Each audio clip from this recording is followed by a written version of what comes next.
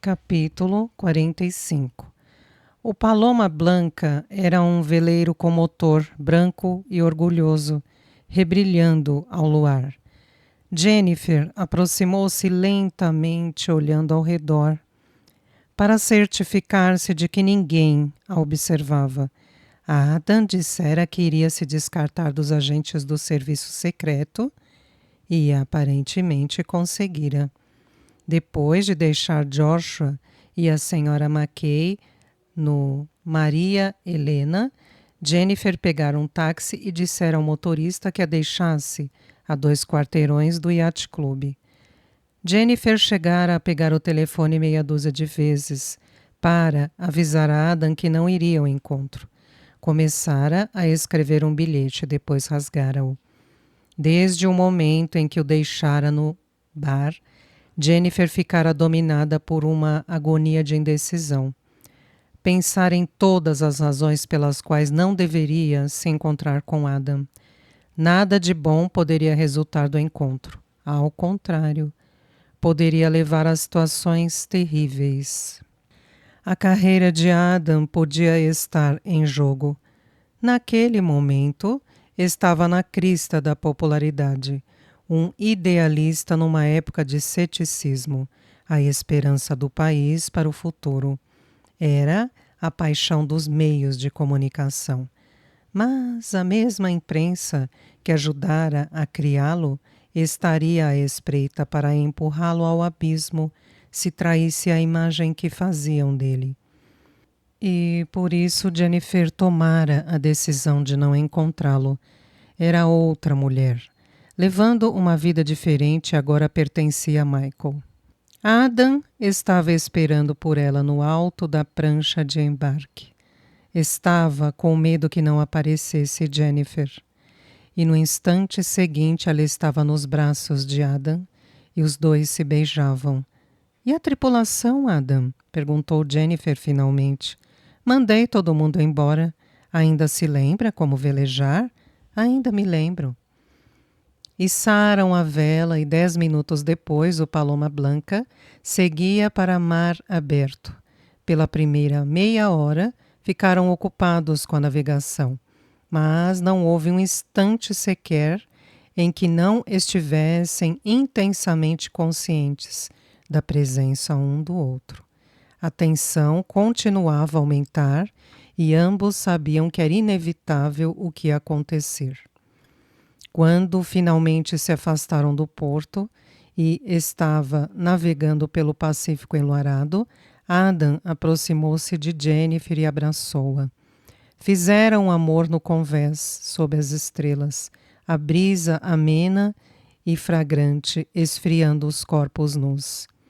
O passado e o futuro se desvaneceram e havia apenas o presente unindo os dois. Naqueles momentos fugazes, pois Jennifer sabia que aquela noite, nos braços de Adam, não era um princípio, era um fim.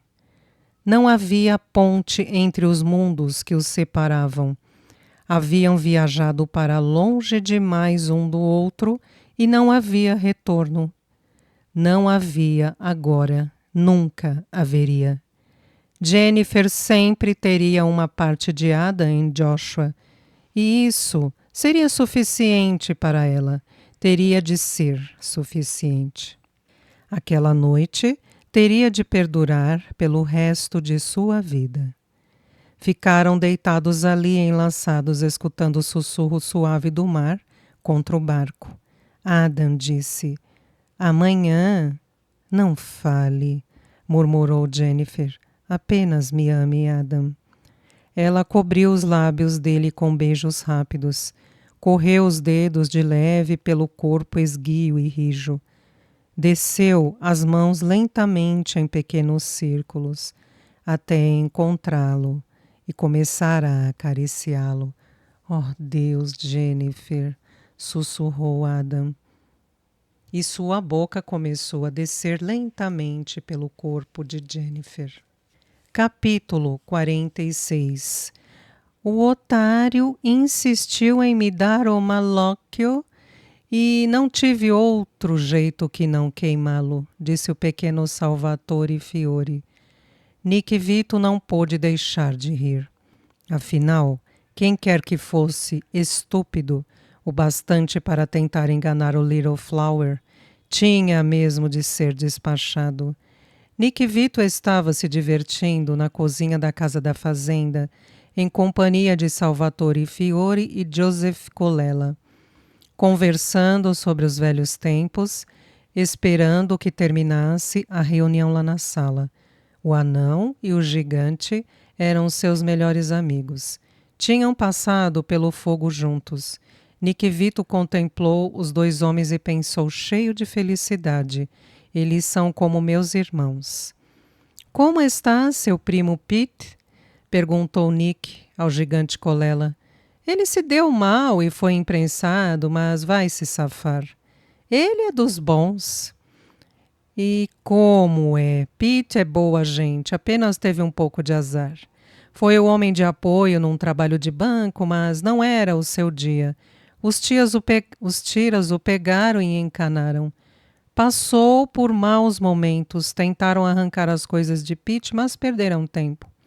Pete tem classe, tem toda a razão. Ele sempre foi para cima de dinheiro grande, mulheres grandes e carros grandes. Da sala veio o som de vozes alteadas e furiosas. Eles ficaram escutando por um momento. Parece que Colfax está com um mosquito no rabo. Thomas Colfax e Michael Moretti estavam a sós na sala, discutindo uma grande operação de jogo que a família estava prestes a iniciar nas Bahamas. Michael encarregara Jennifer de cuidar dos acertos comerciais. Não pode fazer isso, Mike, protestou Colfax. Conheço todos os rapazes de lá. Ela não conhece. Deve deixar-me cuidar de tudo. Ele sabia que estava falando alto demais, mas era incapaz de controlar-se. Tarde demais, disse Michael. Não confio na garota. E Tony também não confiava. Tony não está mais conosco. A voz de Michael estava perigosamente calma. Thomas Colfax sabia que aquele era o momento de bater em retirada. Certo, Mike. Tudo o que estou dizendo é que acho que a garota é um erro. Reconheço que é esperta, mas estou lhe avisando que esta garota ainda vai nos liquidar. Era com Thomas Colfax que Michael estava preocupado. A investigação da comissão do crime Warner estava em pleno andamento. Quando chegassem a Colfax, por quanto tempo o velho aguentaria antes de desmoronar? Ele sabia mais a respeito da família do que Jennifer Parker jamais poderia saber. Era Colfax quem podia destruir a todos e Michael não confiava nele. Thomas Colfax estava dizendo: afaste-a por algum tempo, apenas até que esta investigação esfrie. Ela é mulher. Se começarem a pressioná-la, vai acabar falando. Michael estudou atentamente e tomou a decisão. Está certo, Tom. Talvez você tenha razão neste ponto. Jennifer pode não ser perigosa, mas, por outro lado, se ela não está conosco 100% conosco, por que correr riscos desnecessários? Isso é tudo o que estou sugerindo, Mike. Thomas Colfax levantou-se aliviado. Está fazendo o que é sensato. Sei disso. Michael virou-se para a cozinha e gritou: Nick! Um momento depois, Nick Vito apareceu na sala. Pode levar o consigliere de volta a Nova York, Nick? Claro, chefe. No caminho, quero que dê uma parada e entregue uma encomenda para mim. Michael virou-se para Thomas Colfax. Importa-se? Claro que não, Mike. Ele estava exultante com sua vitória. Michael Moretti disse a Nick Vito: venha comigo, está lá em cima. Nick subiu atrás de Michael até o quarto. Depois de entrarem, Michael fechou a porta. Gostaria que desse uma parada antes de sair de Nova Jersey, claro, chefe. Quero que jogue fora algum lixo. Nick Vito ficou perplexo e Michael explicou. O consigliere. Ah, está certo. O que quiser.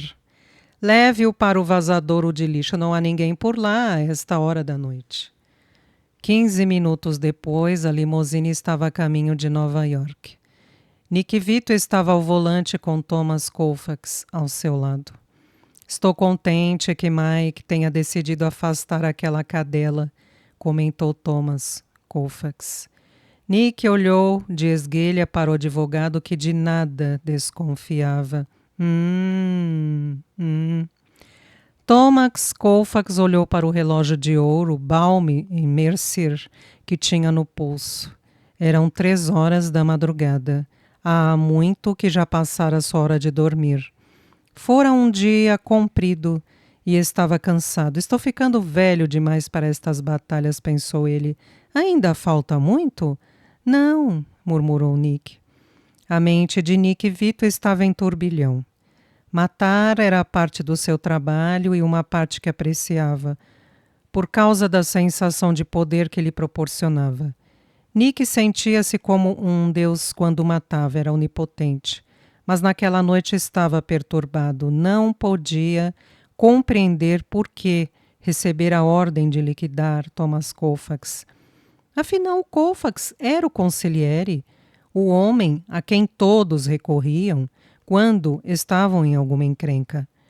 Depois do Godfather, o padrinho, o chefe da família, o consigliere era o homem mais importante na organização. Ele livrara Nick de encrencas 1 dúzia de vezes. Droga, pensou Nick.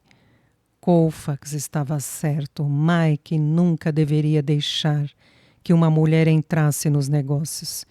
Os homens pensavam com o cérebro, as mulheres pensavam com... como gostaria de pôr as mãos em Jennifer Parker. Iria transar com ela até que ela gritasse e depois... Cuidado, está saindo da estrada. Desculpe. Nick endireitou o carro. O vazadouro não estava longe. Nick podia sentir o suor debaixo dos braços. Olhou novamente para Thomas Colfax. Apagá-lo seria muito fácil. Seria como pôr um bebê para dormir. Mas que diabo! Era o bebê errado. Alguém estava dando um desvio em Mike. Aquilo era um pecado. Era como assassinar seu velho. Gostaria de ter podido conversar a respeito com Salvatore e Joe. Eles poderiam dizer-lhe o que fazer. Nick pôde agora avistar o vazadouro lá na frente, à direita da estrada. Os nervos começaram a ficar tensos, como sempre acontecia antes de fazer um trabalho assim. Comprimiu o braço esquerdo contra o corpo e sentiu o volume tranquilizador do Smith Wesson 38 cano curto. Bem que estou precisando de uma boa noite de sono, comentou Thomas Colfax bocejando. É uma coisa boa. Ele ia ter um longo sono, muito longo. O carro estava se aproximando do vazadouro. Nick olhou pelo espelho retrovisor e esquadrinhou a estrada à frente. Não havia qualquer carro à vista. Pisou no freio bruscamente e disse, diabo, acho que furou um pneu. Nick parou o carro, abriu a porta e saiu para a estrada. Tirou a arma do coldre e manteve-a no lado do corpo.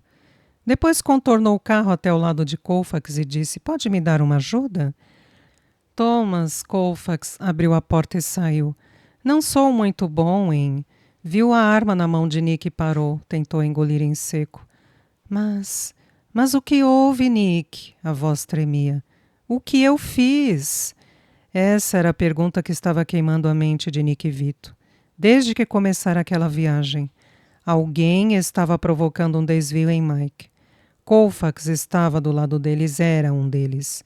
Quando o irmão mais moço de Nick se meteria em encrenca com os agentes federais, fora Colfax quem interviera e salvar o garoto. Chegara mesmo a arrumar-lhe um emprego. Eu lhe devo muito, pensou Nick. Ele baixou a arma.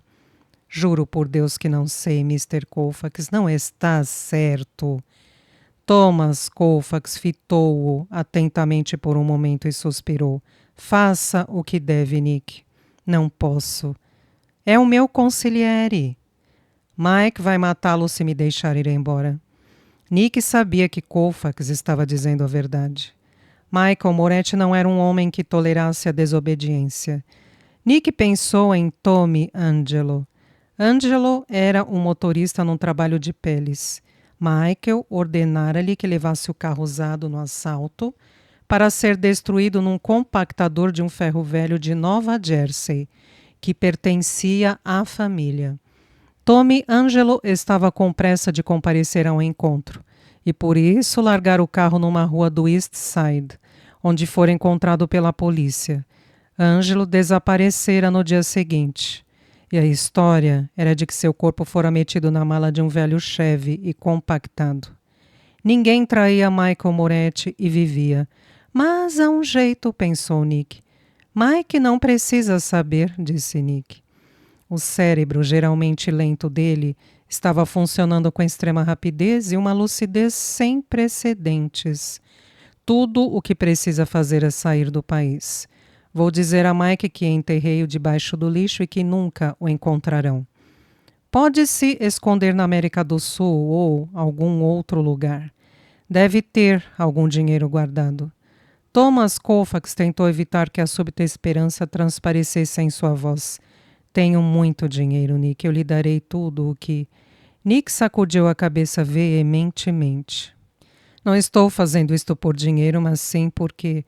Como ele podia pôr em palavras? Lhe tenho o maior respeito, mas tem de me proteger. Pode pegar um avião pela manhã para a América do Sul? Thomas Colfax disse, não há problema, Nick. Basta me deixar em casa. Meu passaporte está lá. 2 horas depois, Thomas Colfax estava num jato da Eastern Airlines a caminho de Washington. Capítulo 47. Era o último dia em Acapulco, uma manhã perfeita, com uma brisa quente e fragrante tocando melodias através das palmeiras. A praia de La Concha estava apinhada de turistas, aproveitando sofregamente o sol, antes de voltarem para a rotina de suas vidas cotidianas. Joshua foi correndo para a mesa do café da manhã, de calção. O pequeno corpo atlético, bronzeado e forte. A senhora McKay quase que se arrastava atrás dele. Joshua disse, já tive tempo bastante para digerir. A comida, mamãe, posso ir esquiar agora? Mas acabou de comer, Joshua. Tenho um alto índice de metabolismo, explicou ele ansiosamente. Faço a digestão muito depressa. Jennifer riu. Está certo, divirta-se. E vou mesmo, fique me olhando. Jennifer observou enquanto Joshua corria para uma lancha à espera. Viu-o conversar com o homem na lancha e depois os dois viraram para fitá-la. Ela fez sinal que estava certo e o homem assentiu. Joshua começou a pôr os esquis. A lancha rugiu e Jennifer olhou novamente, vendo Joshua levantar-se da água nos esquis. A senhora McKay disse orgulhosamente, ele não é um atleta natural. Naquele momento, Joshua virou-se a fim de acenar para Jennifer. Perdeu o equilíbrio e caiu contra as estacas do ancoradouro. Jennifer levantou-se de um pulo e começou a correr. Um momento depois, viu a cabeça de Joshua aparecer acima da superfície e fitá-la sorrindo. Jennifer ficou parada, o coração disparado, observando Joshua ajeitar de novo os esquis. A lancha deu uma volta e começou a avançar novamente, ganhando impulso para levantar Joshua. Ele virou-se outra vez e acenou para Jennifer. Um momento depois, deslizava pelo topo das ondas. Jennifer continuou parada onde estava, observando, o coração ainda disparado de susto. Se alguma coisa tivesse acontecido a Joshua, ela se perguntou se outras mães amavam seus filhos tanto quanto amava Joshua. Mas não parecia possível. seria capaz de morrer por Joshua, matar por ele. Já matei por ele, pensou Jennifer com a mão de Michael Moretti. A senhora Mackay estava dizendo, podia ter sido uma queda horrível. Graças a Deus que não foi. Joshua ficou na água por 1 hora. Quando a lancha voltou, ele largou o cabo e deslizou graciosamente até a areia. Correu para Jennifer cheio de excitamento. Devia ter visto acidente, mamãe. Foi incrível. Um grande barco à vela virou, paramos e salvamos as vidas de todos eles. Isso é maravilhoso, filho. Quantas vidas salvou? Eram 6. E tirou-os da água? Joshua hesitou. Bom, não os tiramos exatamente da água. Eles estavam sentados no lado do barco. Mas provavelmente teriam morrido de fome se não tivéssemos aparecido. Jennifer mordeu o lábio para não sorrir. Entendo. Eles tiveram muita sorte de você aparecer, não é mesmo? Claro. Machucou-se quando caiu, querido? Claro que não. Joshua tateou a parte de trás da cabeça. Estou com um pequeno galo. Deixe-me ver. Para quê? Já sabe como é um galo. Jennifer abaixou-se e gentilmente passou a mão por trás da cabeça do filho. Os dedos encontraram um galo grande. É grande como um ovo, Joshua. Jennifer levantou. Achou melhor voltarmos para o hotel. Não podemos ficar mais um pouco? Receio que não. Temos de fazer as malas. Não vai querer perder seu jogo no sábado, não é mesmo? Joshua suspirou. Não, o velho Terry Walters está esperando para tomar o meu lugar. Não tem a menor possibilidade. Ele joga como uma garota. Joshua assentiu presunçosamente, não é mesmo? Ao voltarem a Las Brisas, Jennifer telefonou para o gerente e pediu que providenciasse um médico. 30 minutos depois, o médico apareceu, um mexicano corpulento de meia-idade, metido num antiquado terno branco. Jennifer deixou-o entrar no bangalô. Em que posso servi-la? Perguntou o Dr. Raul Mendoza. Meu filho sofreu uma queda esta manhã e está com um galo grande na cabeça. Quero me certificar de que não é nada demais. Jennifer levou-o ao quarto de Joshua, que estava arrumando a mala. Joshua, este é o Dr. Mendoza. Joshua virou-se e perguntou, há alguém doente? Não, meu rapaz, ninguém está doente. Eu queria apenas que o médico examinasse sua cabeça. Pelo amor de Deus, mamãe, qual é o problema com a minha cabeça? Nenhum. Apenas me sentirei mais tranquila depois que o Dr. Mendoza examiná-la. Importa-se? Ah, as mulheres. Josh olhou para o médico desconfiado. Não vai me meter agulhas, não é mesmo? Não, senhor. Sou um médico que não causa dor. É do tipo que eu gosto. Sente, por favor.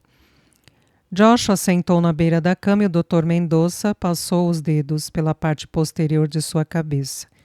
Joshua estremeceu de dor, mas não gritou. O médico abriu a valise e tirou um oftalmoscópio. Abra bem os olhos, por favor. Joshua obedeceu. O Dr. Mendoza espiou através do instrumento. Está vendo alguma garota nua dançando? Joshua, eu estava apenas perguntando. O médico examinou o outro olho de Joshua. Está forte como um touro. Ele levantou-se, guardando o instrumento e fechando a valise, antes de acrescentar para Jennifer. Ponha um pouco de gelo neste galo. O menino estará bom amanhã. Era como se uma carga pesada fosse removida do coração de Jennifer. Obrigada. Apresentarei a conta através do hotel, senhora. Adeus, meu rapaz. Adeus, Dr. Mendoza. Depois que o médico saiu, Joshua virou-se para a mãe. Você gosta mesmo de jogar fora seu dinheiro, mamãe? Sei disso.